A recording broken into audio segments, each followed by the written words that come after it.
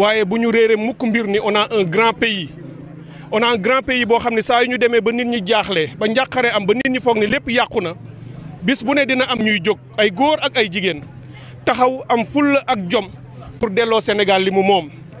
tey gannaaw ba juge Sabassy Faye ca Ziguinchor waxee ni Ousmane Sonko li ñu ko teg jaaduwul tooñ nañu ko persécuté nañ ko bundu xataal nañ ko jéem nañ ko toroxal ba delloo si koon ay àqam ak yelleefam pour ñu dugalaat ko ci liste yi état bi bañ loolu dem cour suprême tey cour suprême yebal leen fii ñu ñëwaat ci Dakar ñu layoo ko fii juge bi tamit muy koo xam ne tey dugal na turam ci taarixu Sénégal ba joxaat na Ousmane Sonko dëgg ne nañu ko delloo ci liste électorale yi wax loolu nag mooy la ñu tegoon ci kawam lépp ba taxoon ñu génnee ko naax saay na du dëgg donc jox nañu Ousmane Sonko dëgg ci kaw état du Sénégal.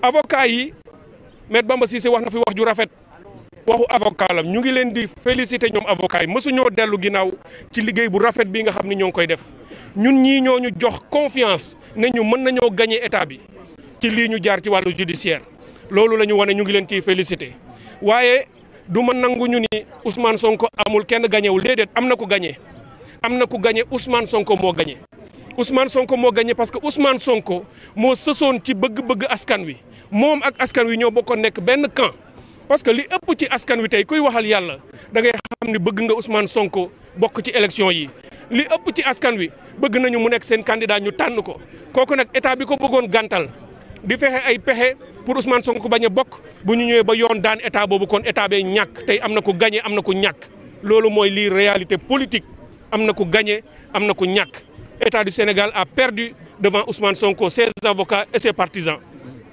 bu ñu waxee loolu ba noppi nag la ñuy doog a mën a wax lan mooy conséquence bi li ma dégg avocat bi wax rafetlu naa ko maa ngi ciy jaar di def appel au président Macky Sall boo jéemee jéem mu të nga fexe ay at di jéem a bundu xataal nit mu të nga fexe persécuté ko jël ko ba tëj ko ci kaso bi foog ni daan nga ko ba lépp jeex na waaye fu mu demee bu jaaree yoon rek mu gañe la da ngay xam ni yàlla nanguwul li nga bëgg a def nga dellu ginnaaw état bi naam am na droit tey def pourvoi maanaam ñu demaat ci yoon ñoom pour ñu attewaat yéexal jël rek lay doon yàggal rek lay doon jéem a xeexaat ak askan wi lay doon li may ñaan président Macky Sall il a une chance unique bii rek ko dese parce que tout est des pour ñu jeexal dépôt candidature yi na nangu ni dootul mën a am ndam devant l'histoire et devant le peuple sénégalais parce que peuple bi la défier na nangu mu reculer ànd ak ñi mu àndal nañu nangu ni Ousmane Sonko askan wee bëgg mu nekk candidat te yàlla jàppale na ko ci loolu nañu ko jox ses fiches de parrainage tey jii incha allah dinañu fexe ba Ayib Daffé dem fa mu war a dem pour jëli ses fiches de parrainage nañu ko jox ngir yàlla pour la stabilité et la paix de ce pays pour ñu nangu li askan wi bëgg et réew mi bëgg ko ñu jox ko ñu nangu mu bokk ci élection présidentielle li ñuy ragal man Ousmane Sonko kenn gënu ma koo xam ci réew mi ci wàllu politique ak ci wàllu xamante ak ci wàllu xaritoo Ousmane Sonko du koy fayonte Ousmane Sonko du koy toroxal doomu aadama bu fekkee dañu ragal ni bu faloo dana leen toroxal wala dana leen tëj wala mu leen di def loo xam ne lii jaaduwul lépp lu yoon laaj nag ci réew mi ñu bind ko ni yoon ni lay doxee incha allah moom xam naa ni dina ko doxal bu soobee yàlla waaye di topp nit pour toroxal ko du melul noonu nañu jàpp ni tey am nañu chance bu rëy a rëy fii ak ñaari weer ñu tegaat ci àddina bi loo xam ni turu Sénégal dina jóg ak raayam ba faw maanaam képp koo xam ne war ngaa bokk ci élection yi en commençant par Ousmane Sonko ñu bàyyi ko mu ñëw bokk ci élection yi bu ko sénégalais yi tànnee mu passé pouvoir bi ak Macky Sall mu jox ko Macky Sall ñu gunge ko mu dem leneen la cay am loolu mbiru yoon la du mbiru kenn du Ousmane Sonko koy décider waaye bu boobaa Sénégal dana ci jóg taxaw may profiter di wax président Macky Sall na jàpp lii aussi mu def ko leçon mu xam ne ñu jàpp ci kaso yi tëj leen ci ay prétextes yu fallacieux ci ay loo xam ne ni tegul ci yoon nañu leen bàyyi ñu génn ñu apaiser réew mi tey réew mi dafa soxla ku ko dajale réew mi dafa soxla ku bës xol yi ku defaat ba sénégalais yi retrouver waat autour de l'essentiel et autour de notre drapeau national donc moo tax ma koy ñaan mu jaar ci yoon woowu may am fierté di remercier ñëpp ñi nga xam ne mësuñoo dellu ginnaaw ci combat bi dañu yàgg am histoire yàgg am espoir ak espérance que dëgg dina mës a feeñ te tey loolu mooy cëppaandaw bi fii dëgg feeñ na jox na dëgg Ousmane Sonko ñu ngi sant di gërëm dem yaakaar ni dinañu continuer dans cette voie pour le triomphe de notre peuple inchallah. Je vous remercie. Eh bien, je voudrais dire seulement à la suite des brillants avocats qui ont parlé ici, que c'est un grand jour, un jour glorieux, un de ces grands jours dont les Sénégalais ont le secret. Ce pays peut avoir des difficultés, c'est normal. Nous faisons face à énormément de défis et de dangers. Mais à chaque fois que nous sommes menacés, à chaque fois que nous sommes... électoral. Le juge a fait droit à sa demande, a estimé que, premièrement, le juge d'instance est compétent pour se prononcer sur cette requête et deuxièmement, la notification qui devait être faite à M. Ousmane Sonko n'a pas été faite régulièrement et que sur la question de la contumace, là aussi la question a été posée et le juge a répondu comme quoi cette question de la contumace est importante dans la mesure où la décision qui condamne M. Ousmane Sonko à 2 ans d'emprisonnement n'est pas encore définitive. Bon, donc sur cet aspect, nous pourrons dire que nous sommes très satisfaits. Il ne s'agit pas, je pense qu'il faut le noter, de la victoire d'un camp contre un autre, puisqu'il s'agit avant tout de la victoire du droit, il s'agit de la victoire de la démocratie.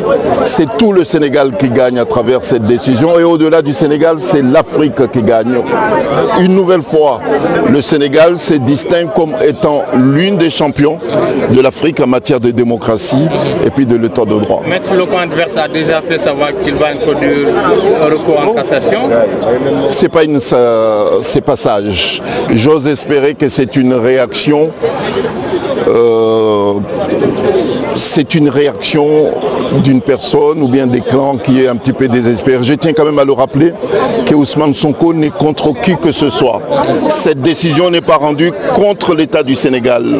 C'est une démarche d'un citoyen sénégalais qui demande à juste titre sa réinscription sur les listes électorales. C'est le droit de tout un chacun. Donc je ne vois pas comment et pourquoi, pour quelles raisons les moyens de l'État du Sénégal sont déployés pour anéantir politiquement un citoyen qui ne fait que demander c'est l'exercice de son droit. Bon, donc j'ose espérer que la raison l'emportera sur la passion. Merci beaucoup, maître. Maître, vous avez bon espoir que votre client pourra prendre parti à la présidentielle? Notre client doit être candidat au présidentiel. Le droit est de notre côté. Et nous sommes dans un État démocratique. Il y aura toujours des hommes et des femmes qui tiendront haut cette drague pour que persiste la démocratie et l'état de droit. C'est ce à quoi nous avons assisté depuis le début. Le compte à rebours pour la présidentielle est lancé, il reste moins de 3 mois. Je n'ai jamais eu de doute que Ousmane Sonko serait candidat. Le camp adverse a fait savoir qu'il va introduire un recours en cassation. C'est leur droit. Ils devraient encore perdre. Est-ce que vous avez le droit de parler un petit peu? La motivation du jour. Assalamu alaikum. C'est le grand patrie qui a des ambitions et sur qui l'espoir est fondé de beaucoup de personnes. Il faut le laisser compétir. Il faut le laisser compétir. Et le meilleur va l'emporter. Donc c'est tout. C'est aussi simple que cela. Voilà. Merci à vous.